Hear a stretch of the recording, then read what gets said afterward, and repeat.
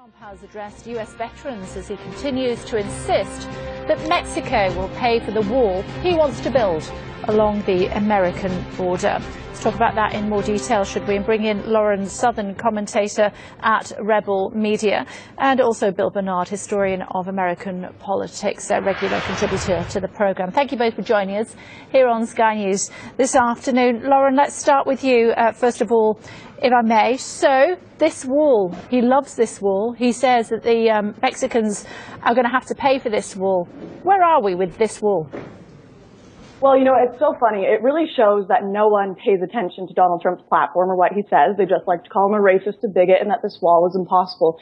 He has explained how he's going to build the wall. He has said that it's going to come out of remittances. He's going to tax remittances that are going back to Mexico, as well as that money can come out of all of the foreign aid America sends to Mexico. This meeting that he just had with Mexico has shown that, one, he is willing to be taken seriously by world leaders. Media won't take him seriously. Two, he can act presidential.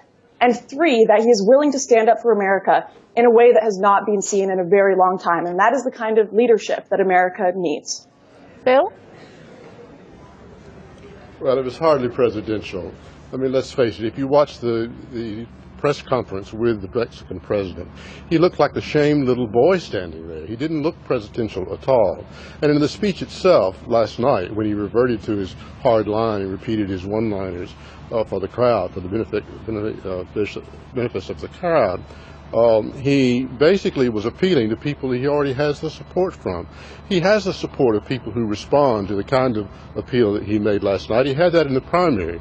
But in the primary, in the Republican primaries, he got a total of roughly 15 million votes. Well, he has to get over 60 million in the general election. And he did nothing last night to broaden his appeal to the broader electorate with which he's losing. Lauren, what would you say in response to that? He has won he certainly won the nomination, but he has to do an awful lot more in order to become the next president of the United States of America, including appealing to former Mexicans.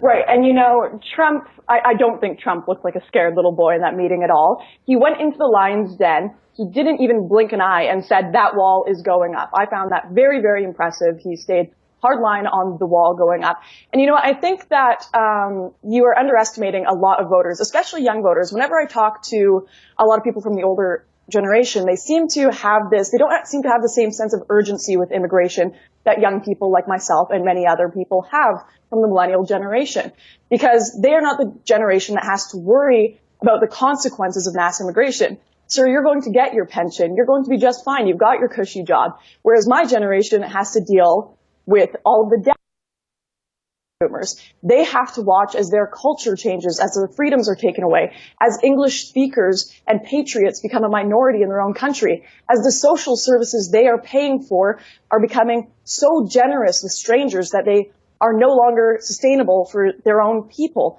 I am the one in my generation are the people that are going to have to deal with the consequences of this failed experiment of multiculturalism and mass immigration. And people are getting fed up and are starting to see what's happening. And if Donald Trump keeps hitting on these hard points, I think it's going to work. Bill, I mean, it has to be said that he shared a platform last Wednesday, I think, with our very own Mr. Farage, who argued successfully on some of those points, and as a result we're leaving the European Union. So it does resonate with some people, as Lauren says. You know, I think it is true that there are a number of people around the developed world, not just in the U.S., not just in Britain, but elsewhere in Europe in particular, who are distinctly uncomfortable. Their wages have not increased over the last 30, 40 years. It's not something peculiar to the U.S. or to Britain. It's true of the developed world in general. We don't have a good answer to how to deal with it. They also are people who are living in a world that is changing very rapidly, and change is always discomforting. And that's understandable.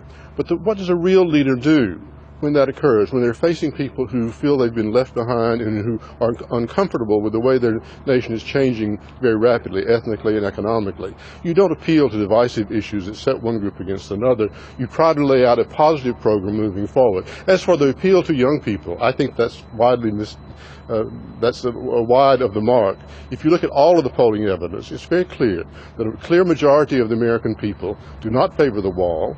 A clear majority of the young people in particular don't favor the wall, and a clear majority do favor some kind of route, some kind of way, some kind of pathway, citizenship or earned legal status. Lauren? Well, it's a good thing that the polls haven't really proved to been accurate lately, because divisive issues are really the only thing that is going to solve this problem for people.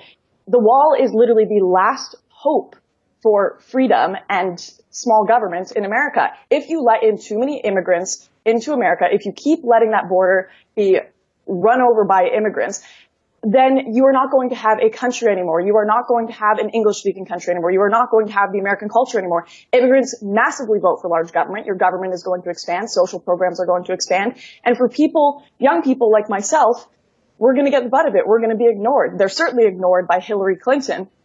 I mean, it's almost like our leaders have completely forgotten what legal immigration is. Everyone seems to feel bad for all these illegal immigrants and all of these refugees coming in on boats. What about the people waiting 5 years to come into the country legally? I mean, I don't know why legal immigration even exists anymore when I could just put on some bronzer, get on a dinghy boat, and show up on the border of Sicily or the beaches of Sicily with a Quran in hand and be accepted as an immigrant. Or go across the border with Moroccans and be accepted as an immigrant. No, we're not saying things like that on my programme. Thank you. Let's go to Bill instead. Isn't it part of the American dream that you have people from Italy or from other parts of Europe back in the 1920s, and that was part of the culture, the melting pot that made America?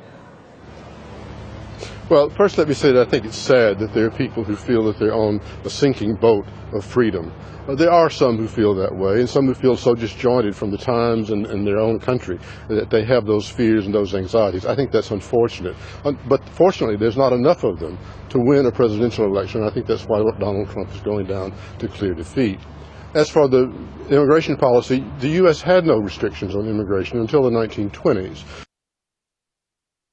It was then, after waves of immigration from Italy, from Ireland, and in that period of time from Eastern Europe, from Poland and elsewhere, at that particular time there were policies enacted to restrict immigration. And since that time, we've had various and sundry restrictions.